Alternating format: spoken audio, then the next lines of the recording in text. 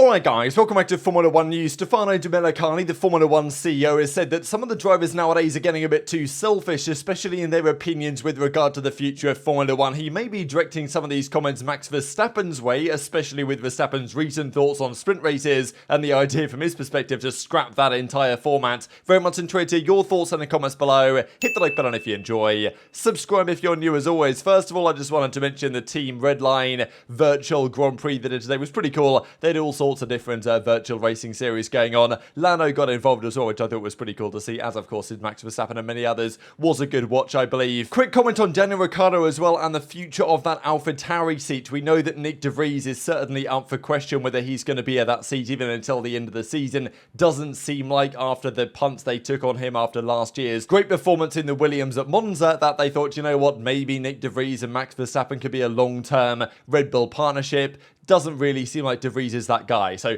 they're probably going to put someone else in the car at some point. If De Vries improves, it might just be next season, or it's going to be mid-season. Ricciardo, that's an option for him potentially, if he gets given the opportunity. If he does, he probably would be wise to take it, try and outperform Yuki Tsunoda and either earn his way back into Red Bull, or at least prove that he's no longer the McLaren Ricciardo and could still go elsewhere. If that doesn't work out for him, it would probably spell the end of his career, but it seems to me the only way that he could even get back on the grid right now, at least in a competitive car going forwards. However, Daniel Ricciardo's run into that AlphaTauri is far from guaranteed, especially when he's not actually the front runner to do so. We know that Red Bull will probably prefer to put one of their younger drivers into that car if they do want to replace Nick De Vries, therefore as an intention to, okay, can this guy be either the next Verstappen or the next wingman to Verstappen whenever Perez is moved on at some point over the next couple of years. And this has been made even more clear with Liam Lawson winning another race in Super Formula. Helmut Marko quite likes to send some of those promising Red Bull juniors to do Super Formula in Japan for a year or so,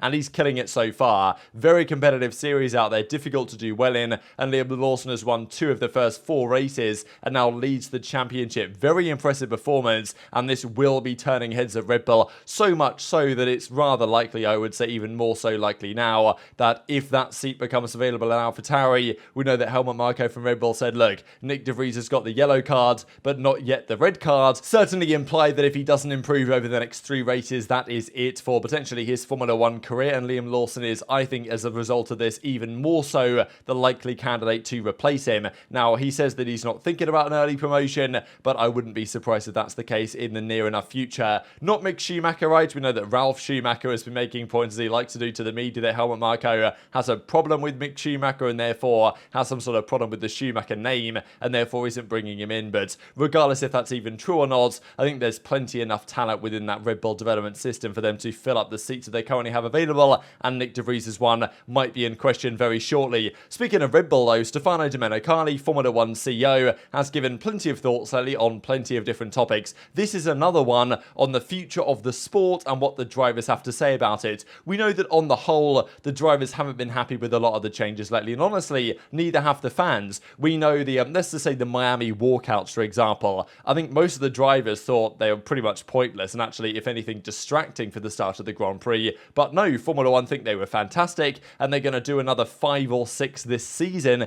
even at circuits that aren't Miami and don't have that same culture for a walkout like that. I don't know what they're thinking, to be honest, but that's only scratching the surface, right? We know they've been doing all these changes to the format. The sprint race format's been tweaked for some time. They want to add more and more sprint races every single weekend, it seems. Okay, Domenicali denies that, but would you be absolutely surprised if in a few years' time they try and make every single weekend a sprint race? I wouldn't be necessarily. They're playing around with qualifying as well. They're doing this whole, oh, you've got to use the hard tyre, the medium and the soft tyre in like Q1, Q2, Q3. They're trying to give that a go. They want to get rid of tyre warmers. Like, there's a lot of stuff they're messing around with right now, and Max Verstappen has been the chief leader of the critics, shall we say. Now, Domenicali says, look, there's no problem with Max. I discussed those issues with Max before the last race in Miami. He said that he loved the sport and what he was doing. He's a world champion and he's fighting for the 3rd title. He was born in a car. I would say he is likely to stay longer than me. It's not a problem, he says. So look, Verstappen is contracted until 2028, but he's made many hints for even a couple of years now, to be honest, pretty much ever since the start of 2022,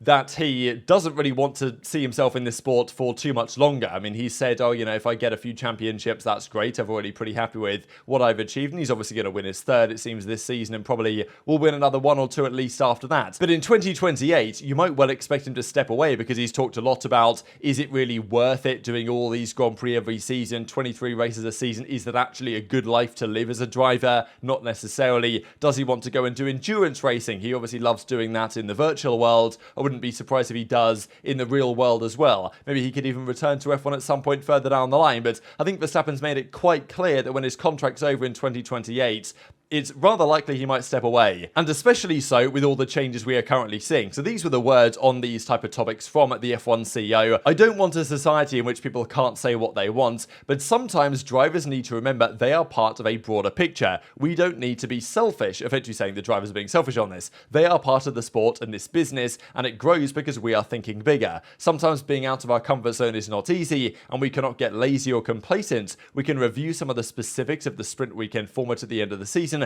once we have tried it out on the intended 6 occasions. We won't have sprints every weekend either, he says, but we have a new audience. We need to provide value for money in every session and not let everyone drive around in circles for the sole benefit of the engineers and the drivers. And I get this point, right? The idea that practice, do we really want 3 practice sessions? Maybe not, right? Okay, it helps the engineers. The drivers don't mind it because they get extra time on track, but even the drivers say we probably only need 1 hour to get up to speed on the circuit for that weekend. So Domenicali wants to change around the weekend so there's more action. He even mentioned like points for practice and weird stuff like that. And hopefully none of that stuff happens in the future. But he effectively says the drivers that disagree with where they want to go are being selfish. They're only looking out for themselves, what they enjoy doing, rather than what's better for the sport, which is an interesting way to look at it, right? Because the drivers might be disagreeing with the way Formula One is going, not because they're selfish, but just because it's bad, right? I mean, it's not necessarily because they as an individual don't like it and it's bad for them. They might just think it's bad for the sport. What's to say that people disagreeing are saying that from a personal perspective or saying that from their perspective on what's better for the sport? So I think it's a bit of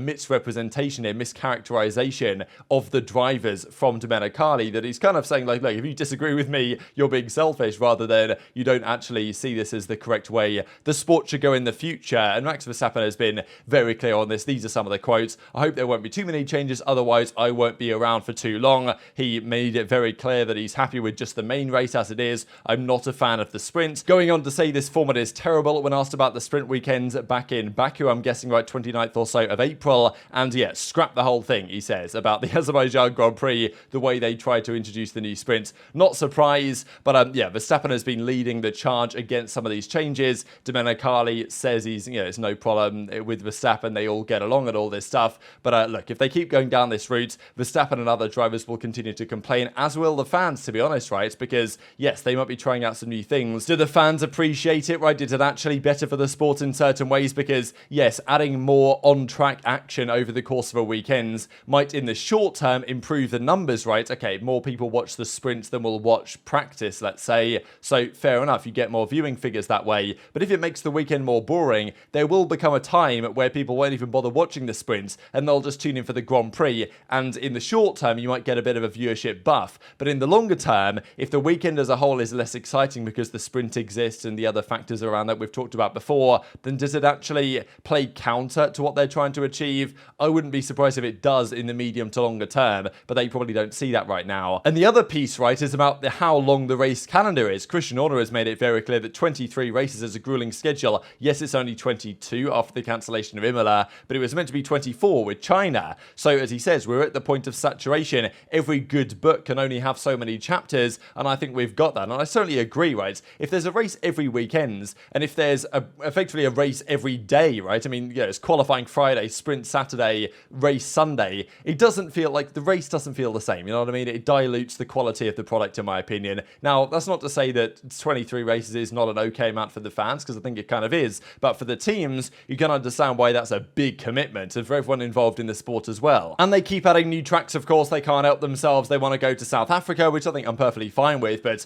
I mean, the amount of circuits they're trying to add, street circuits, every other week we see a new street circuit that they want to do in Madrid or in London or in Hanoi or whatever, right? And hopefully we don't get any more street tracks, but 5 of the first 6 races we have seen so far this season, once we include Monaco, are going to be on street circuits. The only one that wasn't a street circuit, of course, being Bahrain, technically. The other comment that Stefano Domenicali made actually was on Mercedes' performance, saying that Toto Wolff has told him that he's made many adjustments within the team to try and make sure there's the right intensity to gain performance, saying this will happen very, very soon. Of course, he has an incentive to say they will get better quickly because it makes the championship more interesting, which is fundamentally what they might well be interested in. And there were some rumours recently that Liberty Media were going to sell, or at least considering a sale, to the Saudis. They wanted to buy the sport for like 20 billion or something, and apparently they're not going to do exactly that. So very much interested your thoughts in the comments below. Just one final thing was kind of interesting. Jane Poole, formerly COO at Red Bull, has actually recently joined Mercedes in an advisory role, not necessarily helping create the car per se, but Toto Wolff says that's a very, very strong edge to the organisation. So the push and pull of these organisations, teams like Ferrari and others stealing talent away from, Mercedes in the past and even Red Bull at the present day, they at least try, and Aston Martin have done exactly that over the last few years. That's how it goes when you're the top team, and our Red Bull are getting talent poached from them. Very much interested your thoughts in the comments. Hit the like button if you enjoyed, subscribe if you're new, take care, and I'll see you next time.